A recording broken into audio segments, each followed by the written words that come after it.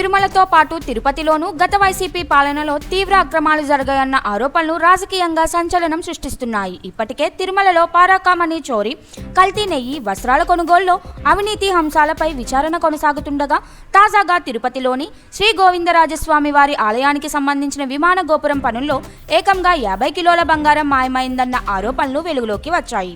ఈ వ్యవహారంపై విజిలెన్స్ విభాగం లోతైన విచారణ చేపట్టింది. గోపుర నిర్మాణంలో వినియోగించాల్సిన బంగారం ఎక్కడికి వెళ్లిందన్న దానిపై అధికారులు దృష్టి సారించారు. ఇదే వ్యవహారంలో ఆలయ ప్రాంగణంలో ఉన్న సుమారు 30 విగ్రహాలు ధ్వంసమైన విషయం కూడా బయటపడింది. ఆలయాల అభివృద్ధి పేరిట జరిగిన పనుల్లో భారీ అవకతవకలు జరిగాయన్న అనుమానాలు బలపడుతున్నాయి. ఈ ఘటనలు భక్తుల్లో తీవ్ర ఆందోళనకు దారితీయగా దేవాలయాల పవిత్రతకు భంగం కలిగిందంటూ తీవ్ర విమర్శలు వెల్లువెత్తుతున్నాయి.